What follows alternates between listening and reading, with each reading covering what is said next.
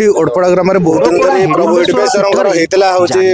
सब बेले जागर हुए जागर रे आमे आसी मते एठी प्रदीप प्रज्वलन करू किंतु पिला माने हमर ग्रामर उद्यमान युवक माने चिंता कले जे सब जगह रे जेमि अनुष्ठान होची हम गां रे मते गोटे अनुष्ठान हो दो घात प्रतिघात भितरे अर्थाभाव भितरे से माने अनुष्ठान आरंभ करचंती आखपाख अंचल रो गार लोक माने एठी आसी देखि पाला देखि विभिन्न साहित्यिक ज्ञान अर्जन करूचंती एवं बहुत बड़ बड़ गायक मानको से माने आनी ठिया करे पारथिबार से मानको बहुत बहुत धन्यवाद मु दोची एठिकार गोटे पाला होची किंतु आम पाखरे सरकार रो सुविधा किछि नाही तेणु करी जदि आपण मानक जरिया रे मु या को सरकार के निकट रे पहुंचाया को चाहे जदि गोटे पाला मंडप रे व्यवस्था करनते ताले हमर ए अंचल लोक माने तथा ओडपड़ा ग्रामवासी बहु उपकृत होंतु एठी हमर मदन मोहन जना एवं हमर लक्ष्मीधर राउत जो जे कि ओडिसा रो बहु बड़ कलाकार बहु बड़ पाला गायक से माने जे पाला परिवेषण करछन्ती तेणु करी अंचल लोक माने अत्यंत तांको पाखरु ज्ञान आहरण करी कृतकृत्य होइछन्ती ओडपड़ा ग्रामर युव समाज जो जागी उठिला से चिंता कला पाला गोटे एमती संस्कृति जे भाई भाई सहित संपर्क बाप पुओ सहित संपर्क परिवार सहित परिवार जो स्नेह सहानुभूति दिन को दिन समाजर लीन हो जाउची तेणु आकु उज्जीवित करने ये जन समाज आज जागी उठिला ओडपड़ा ग्रामर समस्त युवक एक स्वर रे चिंता कले आमे आमर परंपरा साहित्य संस्कृति एवं ओडिया भाषार मौलिकता आकु बजाई रखिबा पई पालार पुनरुद्धार से करिसंती। मु गायक लक्ष्मीधर राउत केन्द्रापड़ा जिला ओडपड़ा ग्राम को 3 दिन धरी पाला गायक आसी आज तृतीय रात्रि ओडपड़ा गोटे संस्कृति संपन्न ग्राम यार सांस्कृतिक परिसर व्यापक श्रद्धा अच्छी सुहृदयता अच्छी शास्त्रीय मोहनीयता भितर भक्तिर मंदाकिनी एवं तात्विकता अनुसरण भितर चिंता चेतनार बरफावृत पर्वत को तरळेबार क्षमता ओडपड़ा ग्रामवासी मान रही आउ आज मो भाग्यर सुदिन मु आज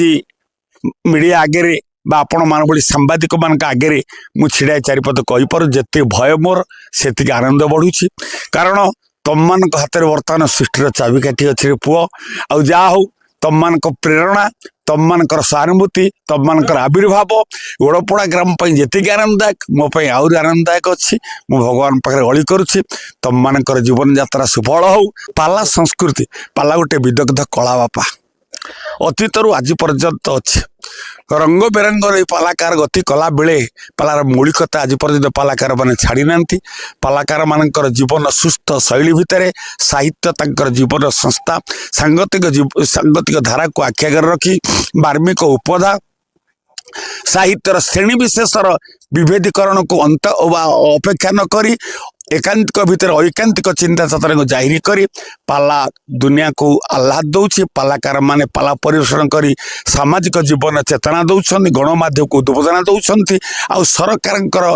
सुफलमुखी कार्यकलाप पृष्ठपोषक होती पालाकार अतीत आज भी थे तेणु हुए तो सहस्र मुखर पालार उद्बोधता जी आनंददायक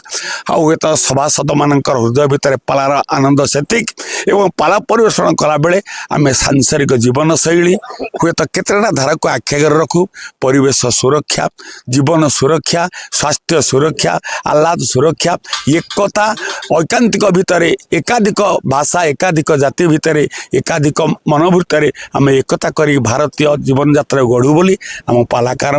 जीवन को हुए तो पाला दर्शक मैंने आनंद उपलब्धि करती एवं प्रेरणा दियंती कल्याण दियंती आपण मान सदा सहानुभूति बंध रही पाला आमर वैदिक जुगरु अच्छी एबे मध्य चली जाबत चंद्र सूर्य को चलो कहीं ये गोटे शास्त्रीय नाटक यह वैदिक जुगर साहित्य ठार आरंभ कर आधुनिक अत्याधुनिक उत्तर आधुनिक काव्य कविता को नहीं जनमानस गोटे चेतना सृष्टि करने विभिन्न प्रकार मनीष पणिया को उद्रेक करने ए पाश्चात्य संस्कृति को अनुकरण नाम अनुकरण कर भाव आम संस्कार भितर अपसंस्कृति पशिछि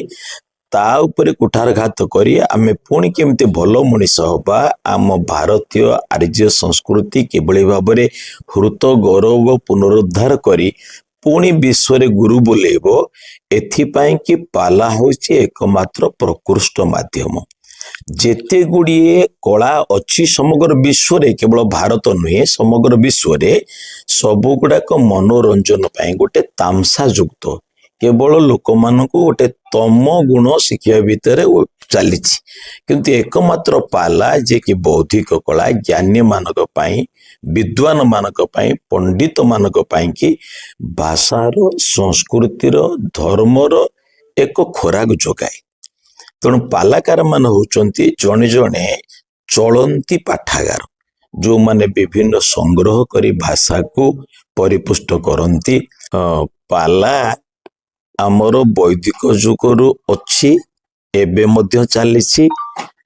ଯାବତ ଚନ୍ଦ୍ର ସୂର୍ଯ୍ୟାକ ଚାଲିବ। କାହିଁକି ନା ଏଇ ହଉଛି ଗୋଟେ ଶାସ୍ତ୍ରୀୟ ନାଟକ।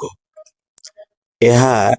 ବୈଦିକ ଯୁଗର ସାହିତ୍ୟ ଠାରୁ ଆରମ୍ଭ କରି ଆଧୁନିକ, ଅତ୍ୟାଧୁନିକ, ଉତ୍ତର ଆଧୁନିକ କାବ୍ୟ କବିତାକୁ ନେଇ ଜନମାନସରେ ଗୋଟେ ଚେତନା ସୃଷ୍ଟି କରିବା ପାଇଁ, ବିଭିନ୍ନ ପ୍ରକାରର ମଣିଷ ପଣିଆକୁ ଉଦ୍ଧାର କରିବା ପାଇଁ ଏ ପାଶ୍ଚାତ୍ୟ ସଂସ୍କୃତିକୁ ଅନୁକରଣ ନାମରେ ଅନୁକରଣ କରି ଯେଭଳି ଭାବରେ ଆମ ସଂସ୍କାର ଭିତରେ ଅପସଂସ୍କୃତି ପଶିଛି, ତା ଉପରେ କୁଠାରଘାତ କରି ଆମେ ପୁଣି କେମିତି ଭଲ ମଣିଷ ହବା, ଆମ ଭାରତୀୟ ଆର୍ଯ୍ୟ ସଂସ୍କୃତି କିଭଳି ଭାବରେ ହୃତ ଗୌରବ ପୁନରୁଦ୍ଧାର କରି ପୁଣି ବିଶ୍ୱରେ ଗୁରୁ ବୋଲେଇବ, ଏଥିପାଇଁ କି ପାଲା ହେଉଛି ଏକମାତ୍ର ପ୍ରକୃଷ୍ଟ ମାଧ୍ୟମ। ଯେତେ ଗୁଡ଼ିଏ କଳା ଅଛି ସମଗ୍ର ବିଶ୍ୱରେ, କେବଳ ଭାରତ ନୁହେଁ ସମଗ୍ର ବିଶ୍ୱରେ, ସବୁ ଗୁଡ଼ାକ ମନୋରଞ୍ଜନ ପାଇଁ ଗୋଟେ ତାମସା ଯୁକ୍ତ, କେବଳ ଲୋକମାନଙ୍କୁ ଗୋଟେ ତମ ଗୁଣ ଶିଖିବା ଭିତରେ ଚାଲିଛି। କିନ୍ତୁ ଏକମାତ୍ର ପାଲା ଯିଏକି ବୌଦ୍ଧିକ କଳା ଜ୍ଞାନୀ ମାନଙ୍କ ପାଇଁ, ବିଦ୍ୱାନ ମାନଙ୍କ ପାଇଁ, ପଣ୍ଡିତ ମାନଙ୍କ ପାଇଁ କି ଭାଷାର, ସଂସ୍କୃତିର, ଧର୍ମର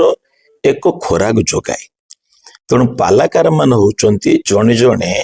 ଚଳନ୍ତି ପାଠାଗାର, ଯୋଉମାନେ ବିଭିନ୍ନ ସଂଗ୍ରହ କରି ଭାଷାକୁ ପରିପୁଷ୍ଟ କରନ୍ତି।